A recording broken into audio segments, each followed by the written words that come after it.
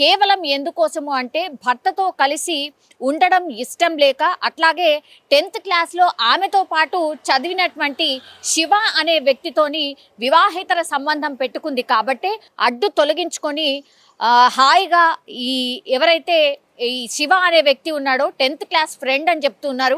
So అతనితో కలిసి ఉందాము అని ఇట్లా ప్లాన్ వేసింది కాబట్టే వాళ్ళ పిల్లల్ని చంపింది అనేటువంటిది పోలీస్ ఇన్వెస్టిగేషన్లో తేలింది. ముందుగా అనుకున్నారు అందరూ పెరుగన్నంలో విషం కల్పించింది, ఆ తర్వాత పిల్లలు చనిపోయారు అనేటువంటిది, ఆమె కూడా తినింది కాబట్టి ఆమెను హాస్పిటలైజ్ చేశారనేది. ఇది కూడా ఒక నాటకమే అని పోలీసుల ఇన్వెస్టిగేషన్లో తేలింది. యాక్చువల్లీ ఆమె 3 పిల్లల్ని విషం పెట్టి చంపలేదు, ఒక్కొక్కరిని ముక్కు మూసేసి ఆమెని దారుణంగా చంపేసినట్టుగా ఆమె స్వయంగా పోలీసుల ఇన్వెస్టిగేషన్లో చెప్పినట్టుగా మనకైతే ఇన్ఫర్మేషన్ ఉంది. సో ఒక్కొక్క విషయాన్ని ఆమె ద్వారా తెలుసుకునే ప్రయత్నం చేసినప్పుడు ఇదంతా బయటకు వచ్చిన పరిస్థితి. ముందు చెన్నయ్య అంటే భర్త మీదనే అనుమానం వ్యక్తం చేశారు. ఎందుకంటే ఆ భర్తకి చెన్నయ్యకి ఇది 2వ పెళ్ళి, బట్ రజితకు మాత్రం ఫస్ట్ మ్యారేజ్.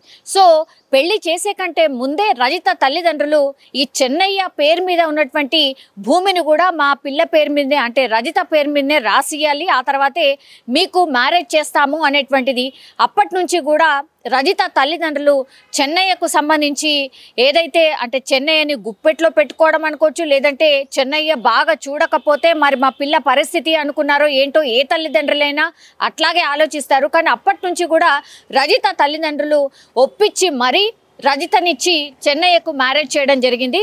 అయితే చెన్నయ్య మొదటి భార్య అనారోగ్యంతో చనిపోయినట్టుగా చెప్తున్నారు. ఆ తర్వాతనే చెన్నయ్యకి రజితనిచ్చి మ్యారేజ్ చేయడం జరిగింది. కానీ వీళ్ళిద్దరి వయసు చాలా తేడా ఉంది. అంటే రజితకు 30 సంవత్సరాలు అయితే చెన్నైకి 50 సంవత్సరాలు. సో పూర్తిగా 20 సంవత్సరాల డిఫరెన్స్తో మ్యారేజ్ చేయడం జరిగింది.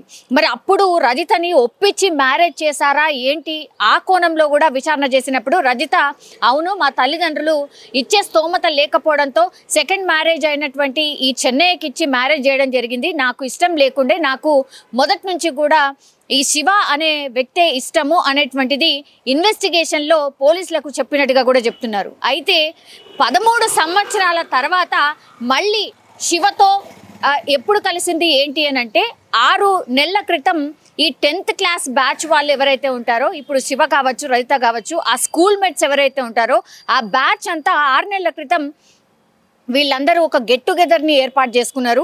అప్పుడు మళ్ళీ శివతో కొంత ఎక్కువగా చనువుగా ఉండడం, అక్కడి నుంచి వాళ్ళు ఫోన్లు మాట్లాడుకోవడం కావచ్చు, వీడియో కాల్స్ తరచుగా అప్పుడప్పుడు కలిసినట్టుగా కూడా పోలీసుల ఇన్వెస్టిగేషన్లో తేలింది.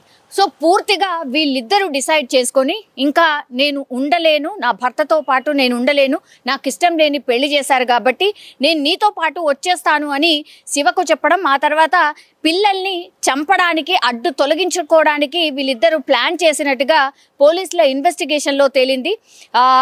గత 2-3 సార్లు కూడా ఈ పిల్లల్ని ఎలా వదిలించుకోవాలి అనే ప్లాన్స్ కూడా వేసినట్టుగా కూడా పోలీసుల ఇన్వెస్టిగేషన్లో రజిత ఒప్పుకున్నట్టుగా చెప్తున్నారు. అంటే పిల్లల్ని చంపాలనే ప్లాన్ దాదాపుగా 6 నెలల ముందు నుంచే రజితకు ఉన్నట్టుగా చెప్తున్నారు. సో ఏ మాత్రం కూడా ఇష్టం లేని పెళ్లి చేసినట్టుగా రజిత పోలీసుల ముందు చెప్పినట్టుగా కూడా ప్రస్తుతం అయితే మనకున్నటువంటి ఇన్ఫర్మేషన్. సో శివ అట్లాగే రజిత ప్లాన్ ప్రకారమే పిల్లల్ని తొలగించిన తర్వాత, పిల్లల్ని అడ్డు తొలగించుకున్న తర్వాత చెన్నైని కూడా అట్లనే అడ్డు తొలగించుకోవాలి అనుకున్నారు. అందులో భాగంగా ప్లాన్ కూడా వేసిండ్రు. కానీ ప్లాన్ ఎక్కడో బెడిసి కొట్టింది.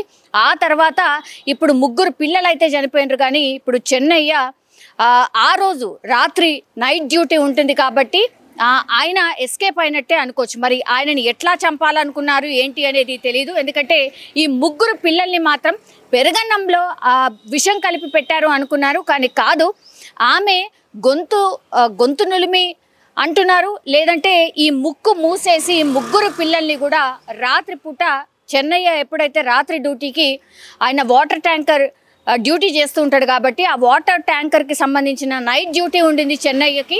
ఆ రోజు ప్లాన్ ప్రకారం 3 పిల్లల్ని చంపేసింది. ఆ తర్వాత కడుపు నొప్పి అని నాటకం ఆడింది రజిత. అందులో భాగంగా హాస్పిటల్ అయితే జాయిన్ అయింది. కానీ ఈ ప్లాన్ అంతా కూడా కరెక్ట్గా ఇంప్లిమెంట్ చేద్దాము అని అనుకున్నారు, అందులో సక్సెస్ అయ్యాము కూడా అనుకున్నారు. పూర్తిగా చెన్నై మీద తోసేసి హ్యాపీగా ఇంకా మనం కలిసి ఉండొచ్చు అని శివ ఇంకా రజిత ప్లాన్ చేసినట్టుగా పోలీసుల ఇన్వెస్టిగేషన్ అయితే తేలిన పరిస్థితి. ఇప్పుడు ఇదంతా బయటపడ్డ తర్వాత మరి పోలీసులు వాళ్ళ స్టైల్లో ఇన్వెస్టిగేషన్ చేస్తారు అన్న మాట తెలీదా? పోస్ట్ మార్టం చేసినప్పుడు ఇవన్నీ నిజాలు బయటకు వస్తాయని తెలీదా? అట్లాగే ఇప్పుడు రజిత ప్రవర్తనలో కూడా చెన్నైని విచారణ చేసినప్పుడు, అంటే రజిత భర్తను విచారణ చేసినప్పుడు రజిత బిహేవియర్లో కూడా చాలా మార్పులు వచ్చాయి. ఒక 6 నెలల నుంచి 8 నెలల నుంచి కూడా ఆమె పూర్తిగా ప్రవర్తనలో మార్పు అయితే వచ్చింది. తరచుగా గొడవ పడ్డం ఇవంతా కూడా చేసినట్టుగా కూడా చెన్నయ్య పోలీస్ ఇన్వెస్టిగేషన్లో చెప్పినట్టుగా చెప్తున్నారు. పిల్లలని కోప్పడ్డం, సరిగ్గా చూసుకోకపోవడం, ఎక్కువ మట్టుకి ఈవెన్ ఆ స్కూల్లో డ్యూటీ చేస్తుంది రజిత, స్కూల్లో కూడా ఎక్కువగా ఫోన్లో ఉండిపోవడం, సరిగ్గా డ్యూటీలో కూడా చేయకపోవడం, ఆ కంప్లైంట్స్ కూడా ఈ రజిత భర్త చెన్నయ్య దగ్గరికి కూడా వచ్చినట్టుగా చెన్నయ్య విచారణలో చెప్పినట్టుగా చెప్తున్నారు. సో పూర్తిగా భర్త మీద నెపం నెట్టేసి ఇప్పుడు శివ అనే వ్యక్తితో జీవితాన్ని కొనసాగిద్దాము అనుకున్నటువంటి టైంలో ఇప్పుడు ఈ ప్లాన్ అంతా కూడా బెడిసి కొట్టింది అనుకోవచ్చు. ఇప్పుడు రజిత అట్లాగే శివ సంగారెడ్డి పోలీసుల అదుపులో ఉన్నారు. సంగారెడ్డి జైల్లో వాళ్ళని విచారణ చేస్తున్న సిచ్యువేషన్ అయితే కనిపిస్తోంది. రోజుకో నిజం, రోజుకో ట్విస్ట్లా ఇప్పుడు అమీన్పూర్ 3 పిల్లల్ని చంపినటువంటి ఘటనలో ట్విస్ట్లు అయితే బయటపడుతున్న సిచ్యువేషన్ అయితే కనిపిస్తోంది. కానీ ఘోరాతి ఘోరం, అట్లాగే ఇంత దారుణంగా కన్న తల్లే 3 పిల్లల్ని చంపడం ఇప్పుడు ఇప్పుడు ఈ స్టోరీ తెలిసిన వాళ్ళు ఆర్ ఈ ఇన్సిడెంట్ తెలిసిన వాళ్ళు ఎవరైనా పూర్తిగా ఆమెను ఉరి తీయాల్సిందే, ఆమెను శిక్షించాల్సిందే, ఆమెను వదిలిపెట్టద్దు. ఇట్లా కూడా ఉంటారా? సమాజంలో అసలు ఏం జరుగుతోంది? ఇంత దారుణమైన సంఘటనలు ఎందుకు చేస్తున్నారు?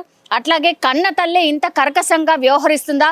ఇట్లా రకరకాలుగా అందరూ మాట్లాడుతున్న సిచ్యువేషన్ అయితే కనిపిస్తోంది. కానీ ఆమె మనసులో ఏముందో, ఆమె ఏమనుకుందో అది చెయ్యాలనుకుంది. చట్టంలో భాగంగా, అంటే చట్టం తనని ఏం చేయలేదు ఆర్ ఇదంతా కూడా ఏం బయటపడదు, నా భర్త మీద పూర్తిగా ఈ ఘటనంతా నెట్టేసి మేమైతే హ్యాపీగా ఎస్కేప్ కావచ్చు అని అనుకుంది. కాబట్టే ఇదంతా చేసినట్టుగా మనకైతే స్పష్టంగా అర్థమవుతోంది. ఈ స్టోరీలో మరి ఇంకా ఏమైనా ట్విస్టులు ఉన్నాయా, ఇంకేమైనా జరిగి ఉండొచ్చా అని పోలీసులు అన్ని కోణాల్లో ఇన్వెస్టిగేషన్ చేస్తున్నారు.